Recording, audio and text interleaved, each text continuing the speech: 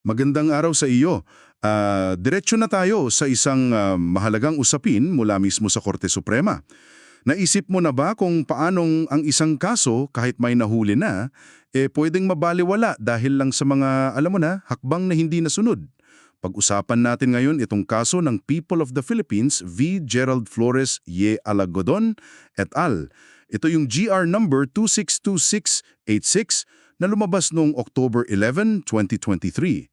Gaano nga ba kahigpit, no, ang pagsunod sa tamang proseso, lalo na kung kalayaan na ng tao ang nakataya dito? So ito yung nangyari. Tatlong tao, inaresto sila by bust operation sa Quezon City. 2016 pa to. Ang allegation, nagbebenta raw sila ng shabu. Violation yan ng Section 5 ng RA 9165, yung Dangerous Drugs Act natin. Tapos isa sa kanila si Louis Trulen, may kaso pa ng possession. Section 13 naman yun. Sa umpisa, sa Regional Trial Court or RTC, guilty sila. Tapos inakyat sa Court of Appeals o CA, ganun pa din, guilty. Ang parusa, grabe, habang buhay na pagkakakulong. Pero siyempre, umakyat pa to sa Korte Suprema na. At dito, nag-iba na yung ihip ng hangin, kumbaga. Teka, bago natin himayin yung mismong desisyon, importante lang malaman na pumanaw na pala yung isa sa mga akusado, si Louis Truelen. Habang dinidinig pa yung kaso niya, kaya technically, extinct na yung criminal liability niya. So, ang focus natin ngayon dun sa dalawang natitira. Oo, tama. Ang naging pinakatanong talaga sa Korte Suprema, ito, napatunayan ba ng prosekusyon yung tipong beyond reasonable doubt? Napatunayan ba yung pagkakasala nila? At kasama na dyan yung pagsunod sa Section 21 ng RA 9165, yung inamyandahan ng RA 10640. Ito yung mga patakaran sa chain of custody, di ba? Yung tamang paghahandle ng ebidensya. At ang hatol, ayun na nga, binaliktad ng Korte Suprema. Binaliktad yung desisyon ng RTC at CA, ang resulta, acquitted. Pinalaya yung dalawang natitirang akusado. Ang kapansin-pansin dito, hindi namang sinabi ng korte na walang nangyaring buy-bust operation. Ang punto nila, may mga seryosong pagdududa. Pagdududa sa integrity ng ebidensya kasi, yun nga, hindi nasunod yung tamang proseso. Okay, sige, himayin natin yan. Ano ba yung mga specific na problema na nakita ng Korte Suprema? Una raw, yung oras. May inconsistency. Kasi dun sa inventory form, nakalagay 9 p.m. ginawa yung inventaryo. Pero, teka muna, sa testimonya naman ng mga pulis, sa joint affidavit nila, 9 p.m. din daw nagsimula yung mismong buy-bust operation.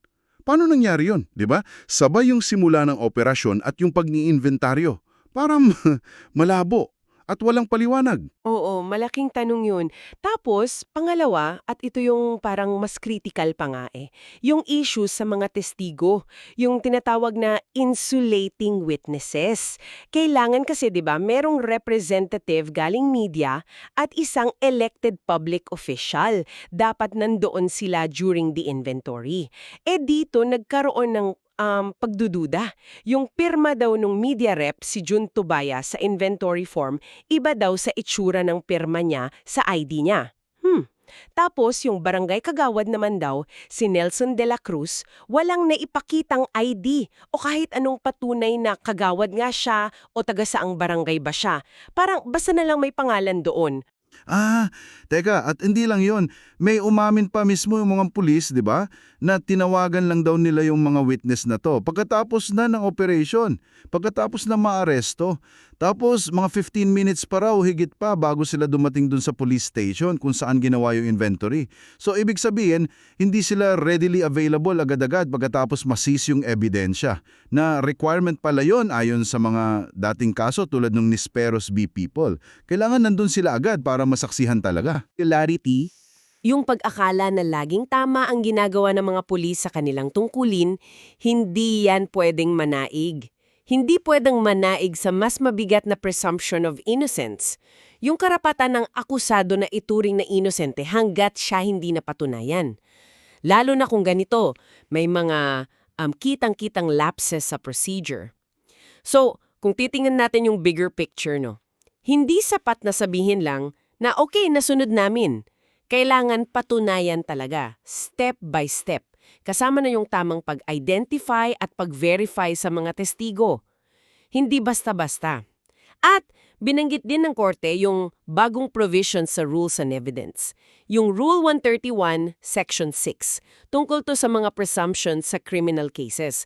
Ang paliwanag nila, bago mo ma-presume na totoo ang isang bagay, halimbawa yung pagiging elected official nga ni De La Cruz, kailangan mo na mapatunayan beyond reasonable doubt yung basic fact.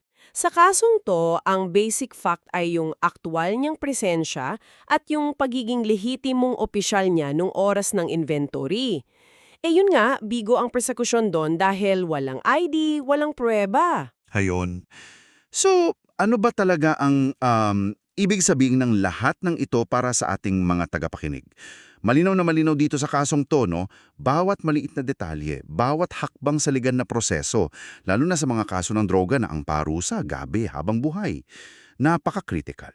Yung mga parang simpleng paglabag lang sa procedure tulad ng oras o yung testigo, pwedeng magresulta sa pagdududa sa buong ebidensya at pwedeng humantong sa acquittal o pagpapawalang sala.